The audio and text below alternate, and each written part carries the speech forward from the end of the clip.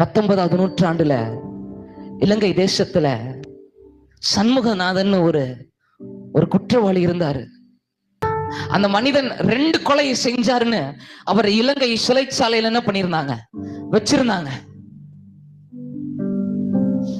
அந்த மனுஷன் ஒரு கொடிய மனிதனாமா. எப்ப பார்த்தாலும் ஏதாவது சண்டை பண்ணிட்டே இருப்பானாமா. ஒரு பக்கம் அவனுடைய மனைவி இந்த 2 கொலை பண்ணனால தீர்ப்பு இவனை மரண தண்டனைக்கு ஏதோ என்ன பண்ண போகுது, கொண்டு போக போகுது.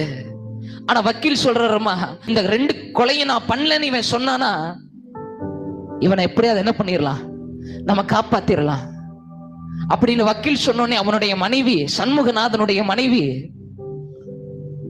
தன்னுடைய தாலி எல்லாவற்றையும் வித்து அந்த வக்கீலுக்கு பணத்தை என்ன பண்ணாங்க, கொடுத்தாங்க.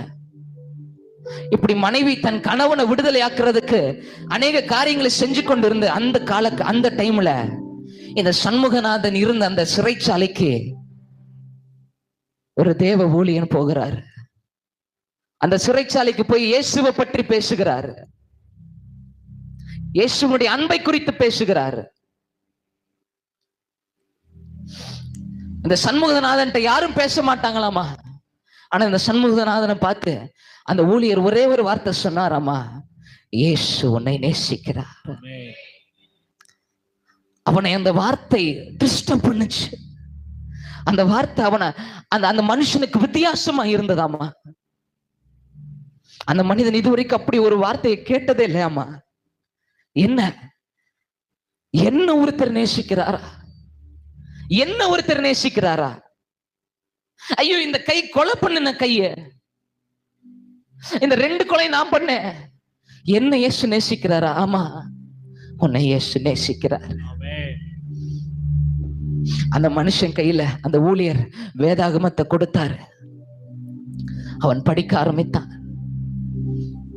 புதிய ஏற்பாட்டை படிக்கும் போது அவனுக்கு ஒரு சம்பவம் மனதில் பதிந்தது. கள்ளனுடைய சம்பவம். அந்த கடைசி தருவாயில அந்த கள்ளனுக்கு ஒரு கிருபை கிடைத்தது. அவ்வளவுதான், எனக்கும் மரண தண்டனை வரப்போகுது, எனக்கும் அந்த கிருபை கிடைக்குமா? அந்த ஒரு பெரிய ஏக்கம். ஒவ்வொரு நாளும் வேதத்தை படித்து அந்த ஊழியர் இடத்துல தேவனை பற்றி அறிந்து கொண்டு கடைசியில அந்த மரண தண்டனைக்கு 3 மாதங்கள் இருந்த அந்த நேரத்துல அந்த சண்முகநாதன் ஞானஸ்தானம் பெற்று இயேசு கிறிஸ்துவை தன் சொந்த இரட்சகராக ஏற்றுக்கொண்டான்.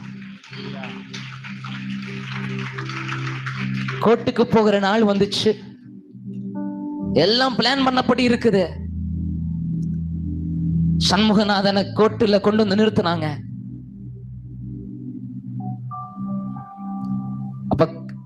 அப்ப ஜட்ஜி கேட்கிறாரு, நீ இந்த 2 கொலையும் பண்ணுனியா? மனைவி தூரத்துல இருந்து சொல்றாங்க, நான் பண்ணலன்னு சொல்லு. ஜட்ஜி கேட்கிறார், நீ இந்த 2 கொலையும் பண்ணுனியா? சண்முகநாதன் சொன்னார், இல்ல, நான் 2 கொலை பண்ணல, நான் 5 கொலை பண்ணினேன்.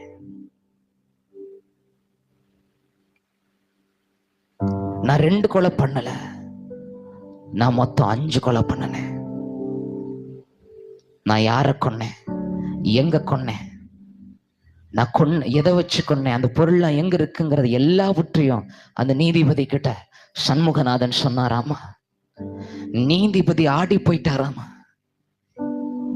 அவரை சண்முகநாதனை தனியா அந்த ஜட்ஜினுடைய அறைக்கு கூட்டி போய், நான் எத்தனையோ வருடமா நான் இந்த வேலையில இருக்கேன், ஆனா இதுவரைக்கும் நான் செஞ்ச தப்ப ஒத்துக்கிட்ட ஒரு குற்றவாளியை நான் பார்த்ததில்லை. நான் உன்னை எப்படியாவது இது காப்பாத்திடலான்னு நினைச்சேன், ஆனா நீ 5 கொலைன்னு சொல்லிட்டே, நீ ஏன் இப்படி சொன்ன அப்படின்னு சொன்னப்ப அந்த சண்முகநாதன் சொன்னாராமா, ஐயா, நான் இந்த வேதத்தை படிக்க ஆரம்பித்தேன்.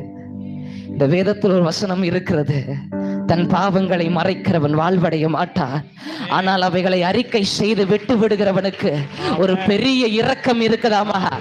ஐயா, இந்த பாவத்தை உலகம் மன்னிக்க முடியாது, ஆனா இயேசு என் பாவத்தை மன்னித்து விட்டார். இயேசு என் பாவத்தை மன்னித்து விட்டார். எனக்கு தெரியும், நான் மரித்து அவரிடத்துல போக போகிறேன், நான் அவரிடம் போக போகிறேன். மனைவி கேட்கிறா, ஏன் இப்படி பண்ணுன? சிரிச்சுக்கிட்டு மனைவி கிட்ட சொன்னாராமா, நீ என்ன மன்னிக்க மாட்ட, ஆனா இயேசு என்ன மன்னிச்சுட்டார். அப்ப அந்த மனுஷனை கொன்னாங்க, தூக்குல போட்டாங்க. கடைசியில் அந்த மனுஷன் தங்கியிருந்த அறையில அவனுடைய பொருட்களை எடுத்து அவனுடைய வீட்டுக்கு கொடுக்கணும். அவன் தங்கியிருந்த அறையில ஒவ்வொரு பொருளை எடுக்கும் போது அவன் படுத்திருந்த அந்த பெட்டுக்கு கீழே ஒரு பேப்பர் இருந்துச்சான். அந்த பேப்பர் எடுத்தப்ப அதுல சில வரிகள் எழுதியிருந்ததாமா. இயேசு நேசிக்கிறார், இயேசு என்னையும் நேசிக்க நான் செய்தது என்ன மாதயவோ, அவர் என்னையும் நேசிச்சிருக்கிறாரு. இது என்ன பெரிய கிருபை. அவர் என்னையும் ஒரு மனுஷனா அவர் என்ன மதிக்கிறாரு. நான் சொல்ல முடியும் இன்னைக்கு, அவர் உன்னை நேசிக்கிறாரு, அவர் உன்னை நேசிக்கிறாரு.